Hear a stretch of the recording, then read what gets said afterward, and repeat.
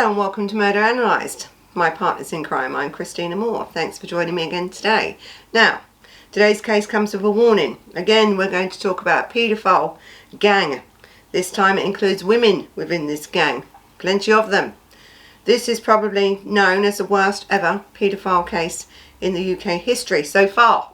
The total of 190 years imprisonment for this total amount of what this gang have got for their crimes against the most vulnerable in our society. So there is a warning out with this case. So if this case is not for you, there's plenty more on Murder Analysed for you to watch, and I hope you enjoy them. But for those of you who are going to stay with me, get ready, because I won't be holding back on this one.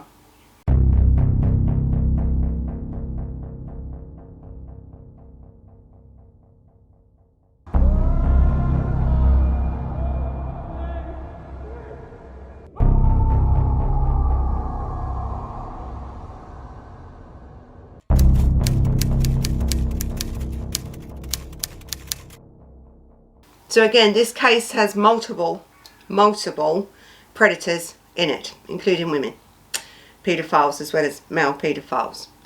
These are paedophiles of the worst kind, right? The worst kind. These are people that have conjoined their talents, should we say, to bring these children into the most sadistic, really, forms of sexual abuse. Right, they really have. So the case was done over a few times, and the last, I think, lot of paedophiles have just been prosecuted and stuff, and found guilty, and that was what brought the whole total of the number of years spent in prison for this combined group of 190 years.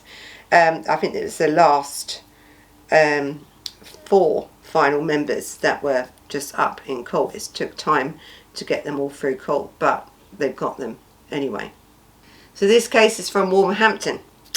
West Midlands Police also conducted this investigation, and good for them for doing that. It's a very good investigation, to tell the truth. But it must have been traumatic even on them, I think, to have found what they found within this case. So the total number of perpetrators in this case are 21. There were 7 young victims, all under the age of 12. They were cruel to these kids. They were sadistic, and I think this case spans about more than a decade of abuse here.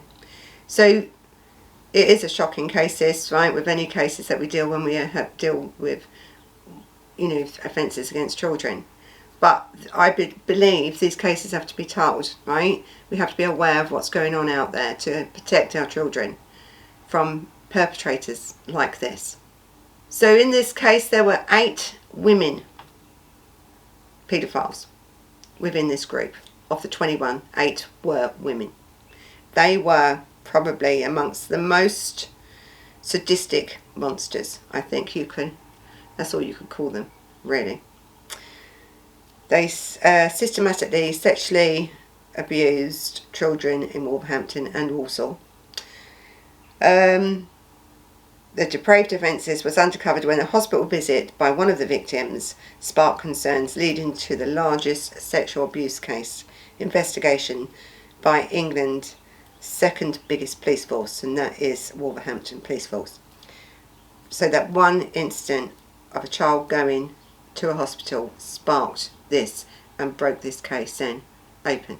So in total there were 3 separate trials, and I've said this before, when it comes to where you have multiple perpetrators that are being prosecuted for similar crimes, or crimes that they've done together as a gang or a group.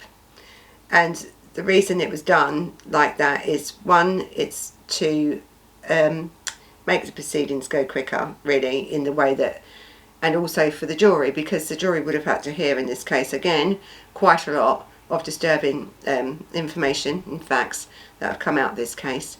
And so it gives really the judge and the jury a better understanding if these cases are split up. So this is why no one really reports on any of these cases until they're finalised, because you want to make sure that all these people have been prosecuted fairly, right? And they can't then come back at appeal and say, oh, but someone said something, and try and get away with these sort of crimes, because no one ever wants anybody to get away with crimes like this. So this trial, this 15-month trial took place, and at the end of it, these are the people involved in this. And the first one is Natasha Webb, 37-year-old. She was the only member of the gang actually to plead guilty and was jailed for 9 years at Wolverhampton Crown Court. She admitted conspiracy to arrange and facilitate the commission of child sex offences, 5 counts of causing a child under the age of 13 to engage in penetrative sex activity, 2 counts of child cruelty, 2 counts of sexual assault of a child under the age of 13.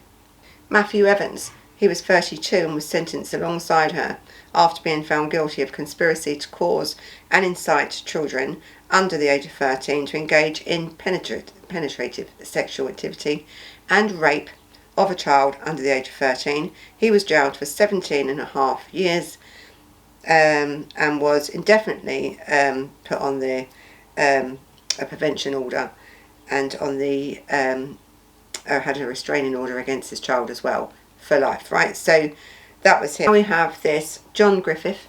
He was 66 and he was convicted of causing or inciting children under the age of 13 to engage in penetrative sexual activity, rape of a child under the age of 13.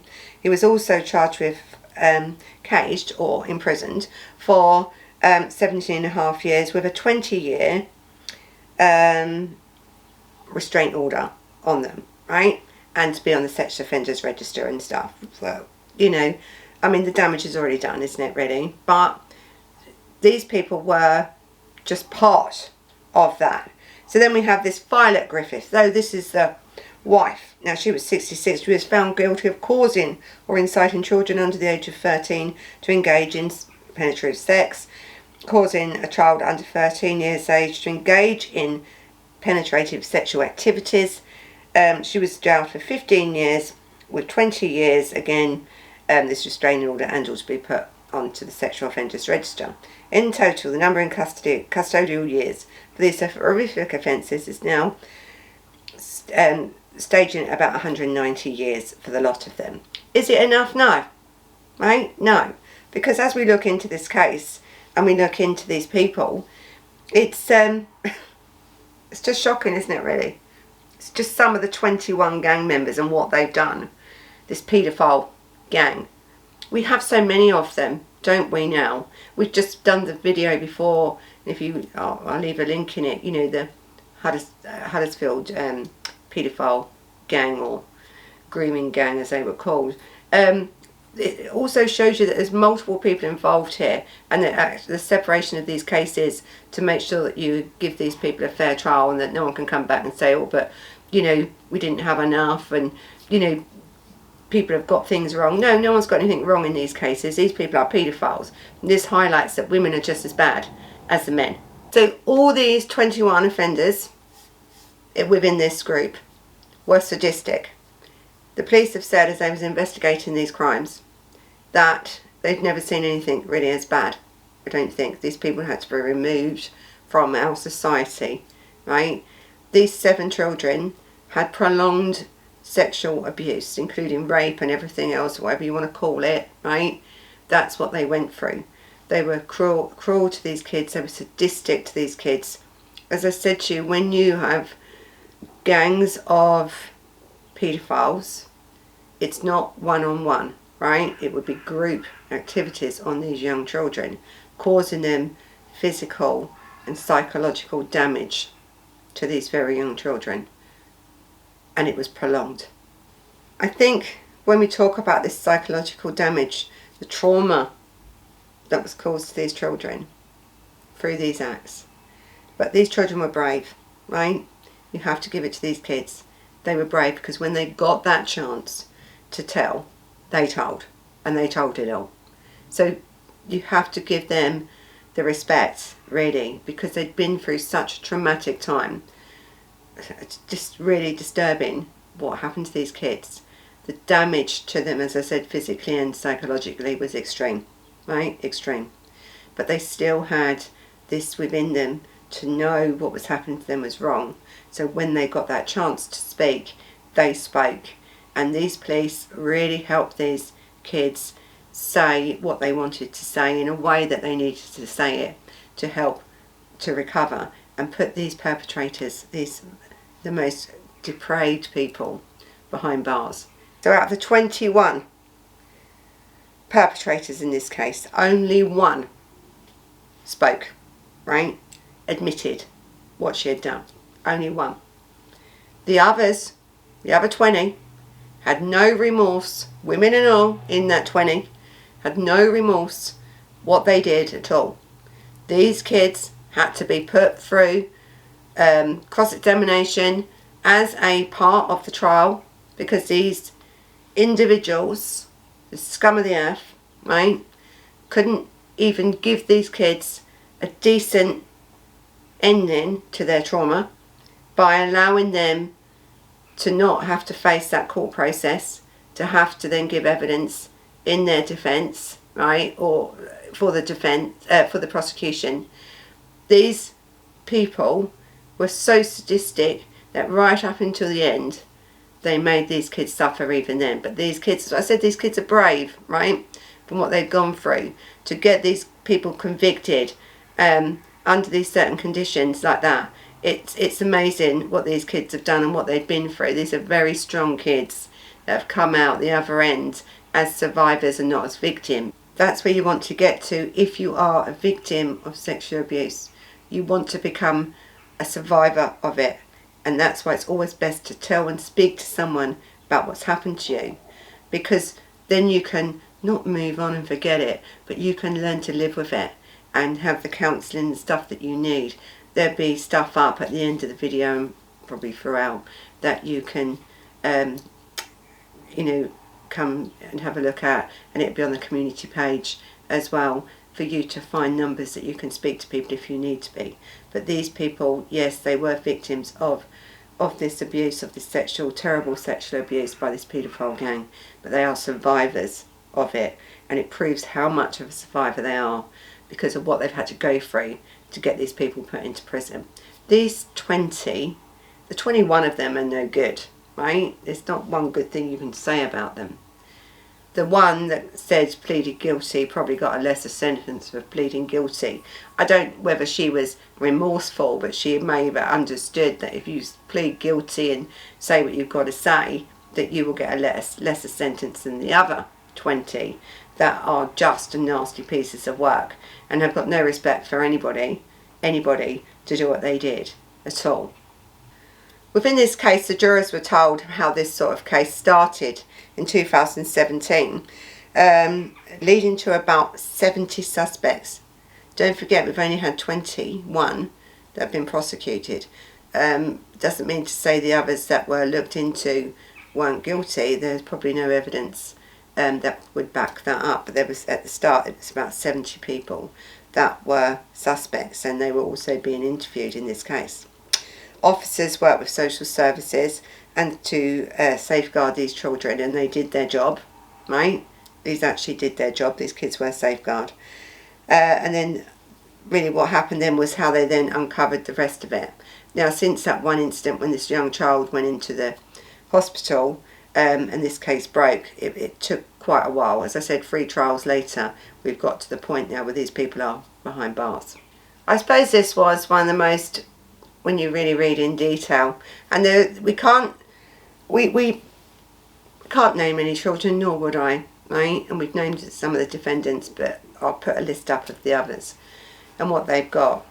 But when we talk about paedophile gangs like this, 8 women and the rest men, and then you have a police force, West Midlands Police Force, that had to investigate. I think it was 6 years in total of investigation. It's such a long time to investigate this sort of crime, and it's very difficult when it's such a complex crime, when you have multiple predators, or you have to think there's always going to be some that get away, and you have to start thinking you can get the majority of them, and I think this is what happened here. But to find evidence for all of them is very difficult. really very difficult. It was a very complex case. It was a very traumatic case, I think, even for the officers involved in this case, people looking into this case. And I say to you, when you're investigating anything about child abuse, these officers have to look at some of the most terrible things, right? They have to hear statements from some of the most abused children out there, you know, who are trying and struggling to come to terms with what's happened to them.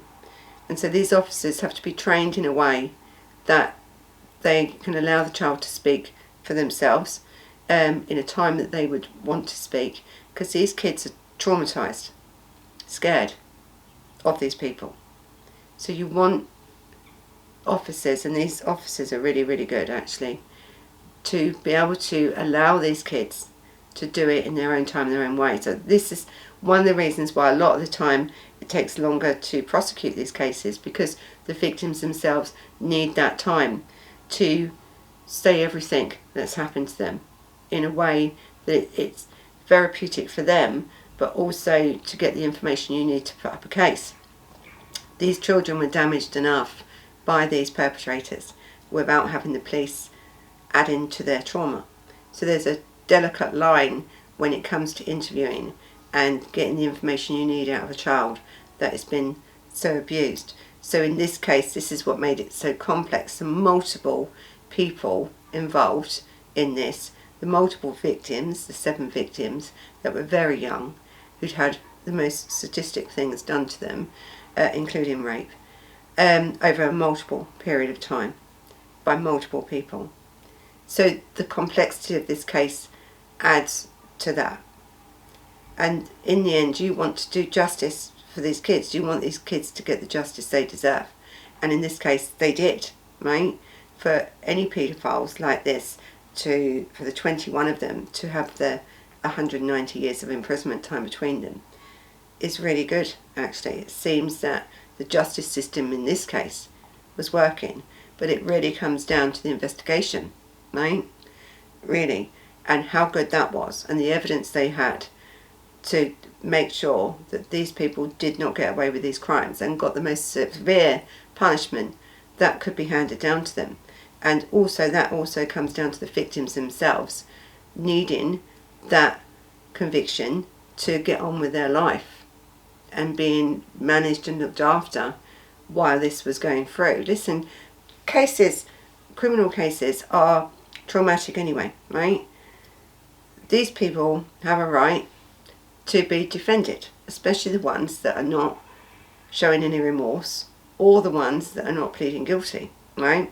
They have a defence team, and that defence team has to cross-examine these young children, and these children have to be aware and sort of trained in what is going to be expected of you, what questions you're going to be asked, right? So they're not going to try and blame the child because they know the child can't consent, right? But what the defence would do is try and say the child was lying or it didn't happen that way. So these children's evidence is really important to make sure that this conviction stood. That's a very big weight on them children to hold, isn't it? When we think, I mean, this is the justice system. If you're guilty, you have to be proved guilty. And the person trying to prove that you're guilty are children who's been traumatised so badly. But aren't we traumatising them again? And I say this all the time, when you have people that have done such crimes, they know the victims, if they don't say they're guilty, you know, as the process before they get to court, they know these victims are going to have to come up and stand in front of them and give evidence, whether it's by camera or whatever. They're going to have to show their bit, but they're also going to have to be cross-examined. I think the major case in this one was the first child, really, who was 3 years old, that was cross-examined in this country, was when we talk about the case of Baby P. Now, Baby P was murdered, as we all know, and I've done that case on here. It's a very sad case. But he also had siblings, and one of his siblings, the 3-year-old, who was a little bit older than him, she was sexually abused by the person that also murdered Baby P. And she gave evidence, she was cross-examined but also got him because of the way she described how he was doing things to her, right? So children can do it, and when a child understands that what was happening to them even at that young age was wrong or it hurt them, they're going to tell you in the way that they can. So these children have to be commended, really, in this case, for their ability to be able to say what they wanted to say in a way that these people would be prosecuted. So, yes, I wish there was another way that children didn't have to take the stand. But in any country, the defendants have a right to the cross-examination, don't they? From the defence team to cross-examine the witness. And you think they're children and they wouldn't lie, but this is the thing, is that this is our legal system. This is how we have to deal with things, what we have to do to get a case through court. So I know the complexity of this case, how it would have been so difficult to get these convictions, and thank God they did it. Throughout the month of April, I'm going to be doing these cases that highlight about offences against children. Some of you find these cases very difficult to listen to, and I agree, they are very difficult. But if we don't speak about them, it will continue. We have a duty, as society, and to protect our children, the most vulnerable in our society. And part of that is to be aware of what's going on, isn't it? To understand. So when this young child went into the nurse, to the hospital, it was immediate. Action was taken. Thank God for that. But things were going on outside in that community. They were.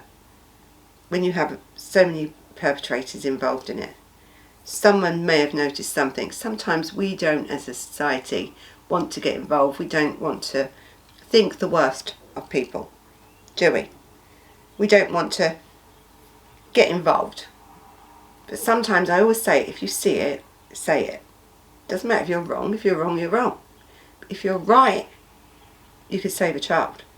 These people are the most depraved people in our society, especially this bunch. Sadistic isn't the word, right? I don't have to go into detail about what happened to these children. You can imagine, right? I've said it before in other cases. When you have a group thing, where you have a group of paedophiles, and you've got 7 children who would be shared out, it wouldn't be just one single incident. This went on for a long time. These kids had a terrible, terrible time here. We need as a society to all come together and to make sure that we can highlight the abuse, right, for one. We can talk about it without fear of being upset, because it is upsetting. I understand it's upsetting. But if we don't talk about it, nothing will get done, will it? Murder Analysed is about telling you, keeping you aware of what's going on in our society. And this is going on in many, many societies across the world.